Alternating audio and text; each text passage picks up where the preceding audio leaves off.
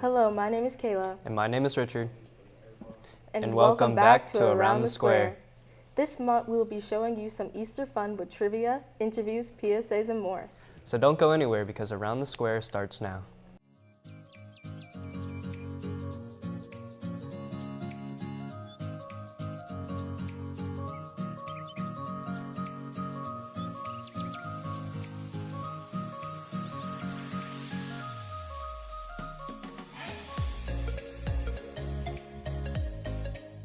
Easter is coming up fast, and we wanted to test students' knowledge with trivia that has left some stumbling. The most popular American Easter candy is the chocolate bunny. True or false? I guess that's true. That's what I get. False. True. True. False. The second largest holiday for eating candy is Easter. Which is the first? Oh crap, I don't know that one. Halloween. Oh wait, why didn't I get that? Halloween.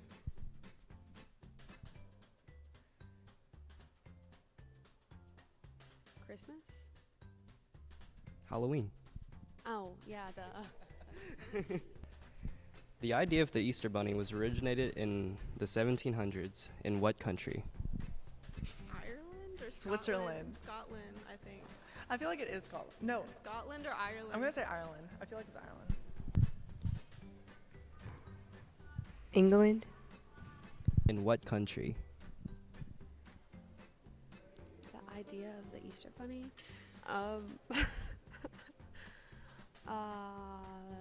Sweden. Germany. The most popular American Easter candy is? Peeps. Peeps. I didn't know that was answered. Chocolate.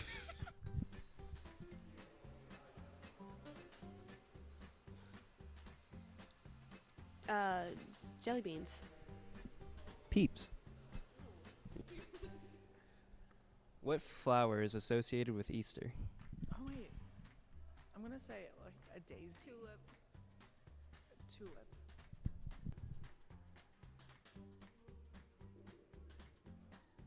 I have no idea. The sunflower. I guess. Tulips. Which animal is used in Australia instead of a rabbit? Dolphin. Oh wait, I just thought. A duck. Wait, do you actually know that? Yes. Okay, then I'm gonna go with her answer, a duck. It's a bilby.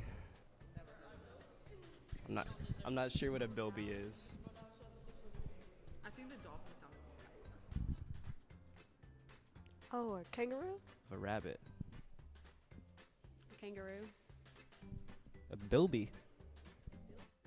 What is the name of the Charlie Brown Easter special? Happy Easter, Charlie Brown. I'm gonna go with that one. That one sounds right. I don't know.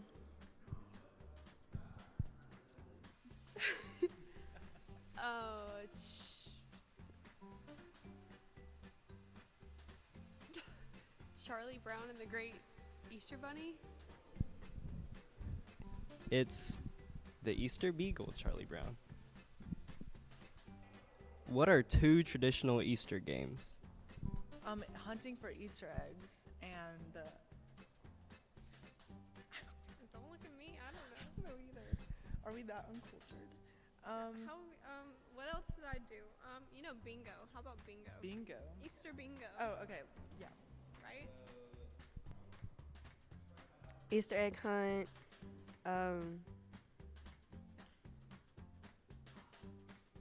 Another one? I don't know. Egg hunts and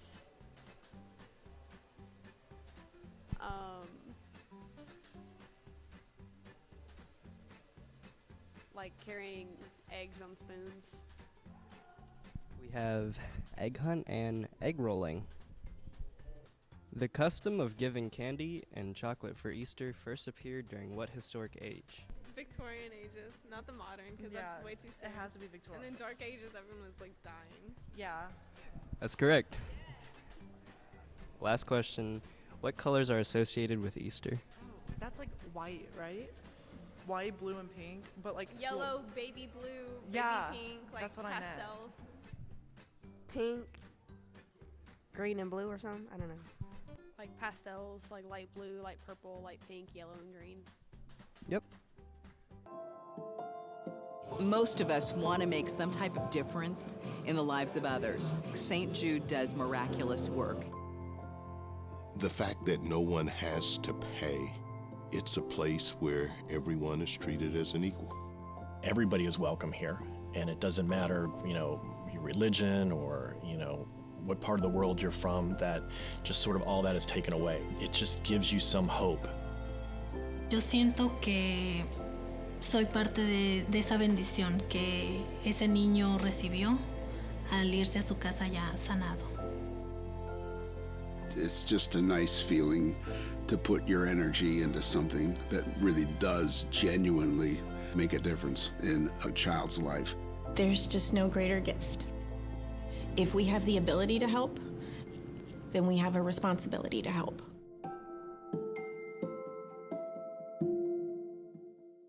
Let's go check out this month's Archaic Arlington. There are a few historical landmarks scattered across the square.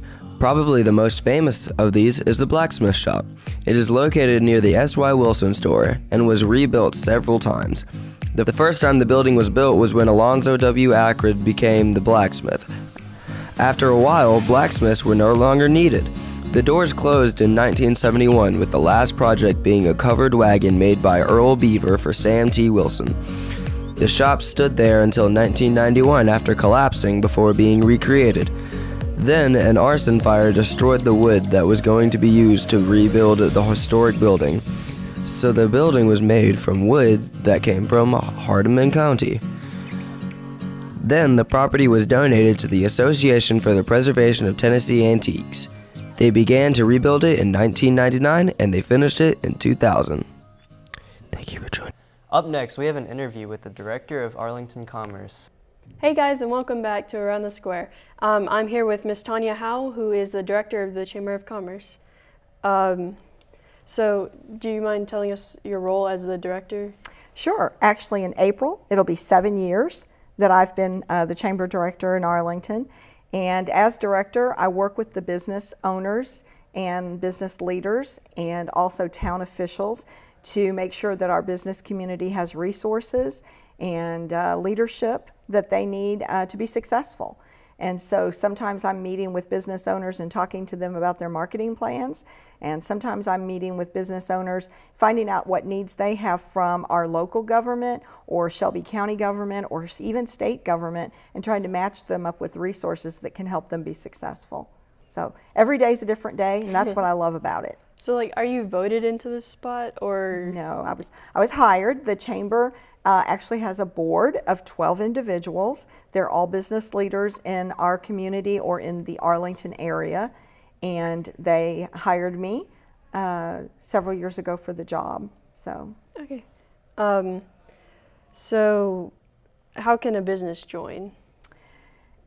It's very simple. So if a new business comes to town, we're getting Sear Shack. So I've already reached out to the folks at Sear Shack and said, I'm your chamber director in Arlington, and I would love to talk to you about the Arlington Chamber and about the opportunities that members have, and let me know when you're ready to have a ribbon cutting.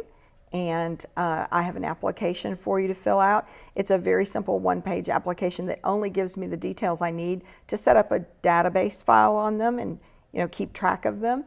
And then they pay their membership dues, and they're in the chamber. And there are lots of benefits that chamber members get. So if a business didn't join the chamber wouldn't offer to do the ribbon cutting for them. But in the chamber, we do ribbon cutting. Yesterday we had one over at Kaizen Realty, and there were about 40 people there. So it gets them that visibility, and they get to meet some of the business community who come out to celebrate the ribbon cutting. So is the Arlington Chamber a government agency? Actually, it's not. The Arlington Chamber of Commerce is a separate business, all on its own, but we do partner with the town of Arlington. The town staff and the elected officials, they're all great supporters of the chamber, as I am of them. And so we do work together on things. If a new business is coming to town, sometimes they'll call the chamber before they call the town because they don't really want it to get out in the public that they're looking at our area. So business owners have come to expect, and they know over the years that when they're dealing with the Chamber of Commerce, we understand how important it is to keep privacy about their plans until they're ready to announce them. And so a lot of times I have these funny conversations with the town. A business may call and they're asking questions that maybe I don't know all the answers to because it has to do with town codes and I don't want to misquote one of the town codes. And so I'll call the town planner and I'll say, so if a business did something like this, could they do it in this location? And she'll say, who are you talking to? And I'll say, well, just say if a business. And so then they help me, they'll answer the questions for me and I can work with the business owner to help them get all of the information they need to make a decision. Because if you think about it, if a business owner's opening in Arlington, they're going to be putting a lot of their money at risk. And so they want to have all the information they can have up front to make a good decision. And so I work closely with the town, with businesses, and the town will sometimes send people to me to have conversations with them so that I can help them streamline the process for a business coming to town. What is the general direction of the business in Arlington? In Arlington, in general, we're growing, and that's a really good thing. So there are lots of different pockets of growth. I know this show particularly is focused on the square. Lots of activity going on in Depot Square. And that's really exciting because it's been a long time since there's been some development in the square. So to have Brenda Lay is almost ready to reopen after their fire a couple years ago, a restaurant down on the square. A-Town CrossFit is about to open their $1 million building that is also on the square. And they've been located in the square for a number of years, but now they've built a freestanding building to house their operation. The owners of S.Y. Wilson and Enterprise Realtors, they are building a 2-story building on the square, and that one is nearing completion. And it will house Enterprise Realtors upstairs. Then it has an opportunity for business people who need just an office. You know, a lot of business owners work out of their homes, or they work for a larger corporation. Maybe the office is downtown, but Arlington, Lakeland, and Tipton County, Fayette County may be their territory. Well, people can rent just one office in this building that is being opened in the square in about a month. And so that makes it very affordable for a small business owner who needs a physical spot to meet. Maybe they want a place they can meet with customers or clients. And so that's exciting. That's a concept that's new to Arlington. Instead of leasing an entire, like a bay is what we would call it, or a storefront, they could just lease one office space. Then there's offices opening on Greenlee Street. That's across from Rizzi's. And there's an office building opening there, as well as a second office building is planned for there. And so lots of growth in Depot Square itself. Just down the street from the chamber office, the Forest Street Park is getting a new pavilion, concession stand, restrooms, and playground. That's the soccer fields over there. So lots of growth and development going on in the square. But around town, we do have several exciting projects going on. There's been growth on Airline Road. There's been building on Milton Wilson. And actually, the newest dirt being dragged is over at the corner of Milton Wilson and Airline, where Regions Bank is starting to put in their facility. Airline Road is also going to see a Wendy's. Really? Wendy's is coming. It will be across the corner from the fire station, so on the vacant corner there. So Wendy's should start building in the next couple months. Okay. So are there any large events coming up for the chamber? Actually, yes. On April 7th, we have Taste of Arlington. And this will be the 8th year for the event. And for the past 7 years, it's been held in, for the past 6 years, and then this year it will be held in the high school rotunda. So right here where we are. And we will feature about 23 food vendors, restaurants and caterers from around the area. And they will set up their food booths. And we expect 450 to 500 guests to come. Tickets are very affordable, $15 before April 1st, $20 after April 1st. Children are $5, and children under 4 are free. But you come, and for 2 hours, you get to sample all the wonderful, amazing food for just $15. So it's a great event. So you are starting a TV show. Could you tell us more about it? Yes. You all have invited the Chamber to host a monthly show called About Business. And so what I plan to do is bring in business leaders in the community and talk to them about their business, how they got their start in business, what they see as their opportunity in Arlington, and what their plans for growth are. And so we'll feature a guest each month with those types of questions, and then also bring in guests that maybe have an event of their own. You know, there may be some local event that they are part of that they want to talk about, so we may have some other guests to talk about those things. So what made you want to become the director of the Chamber? You know, it's interesting how your path just brings you where you are. It's not something that I, had said when I was growing up, that's what I wanted to do. Actually, my college degree is in education and with a minor in history and communication. And I worked for a number of years in a school situation where I was a fundraiser for a private school. And doing that, I also did a lot of marketing. And then I had done some sales work. And I had been doing consulting work with nonprofit groups for a couple of years when I was actually consulting with the Arlington Chamber Board. They knew at the time that the Chamber was getting ready to grow substantially, and they wanted to make sure that they were planning for the future. So I was working with them on those plans when the Chamber director before me decided to do something else. And so she resigned from her position, and so they asked me if I wanted the job. And I thought, I live in Arlington. I'll have about a 4.5-minute commute, which is awesome.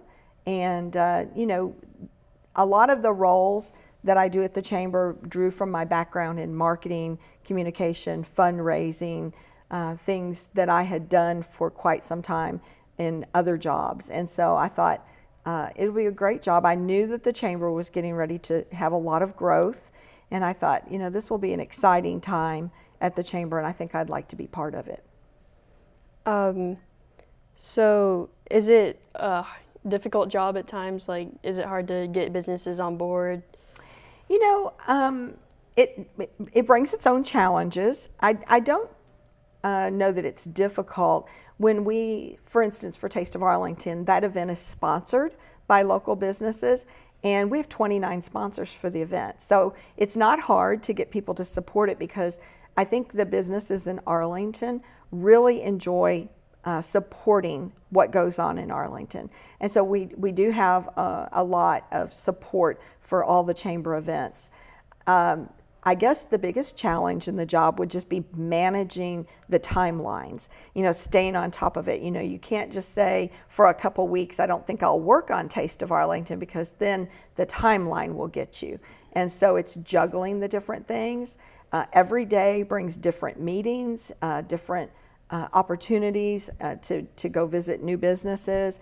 I have meetings with Shelby County officials. Actually, tomorrow I'll spend most of the day in a meeting that's called the Blue Carpet Tour, where Shelby County and the Greater Memphis Chamber bring in site selectors from across the country, and we talk to them about the assets in Shelby County. And so every day is very different. Today I'm here with you.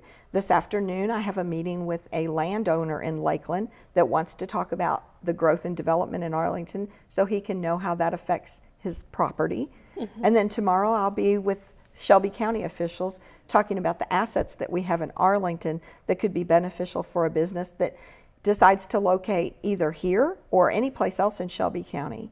If a large business comes to Shelby County, it's very likely that a lot of their employees would end up in the Arlington, Bartlett, Lakeland, Germantown, Collierville, Millington areas because they might seek to be where the schools are if they have a family.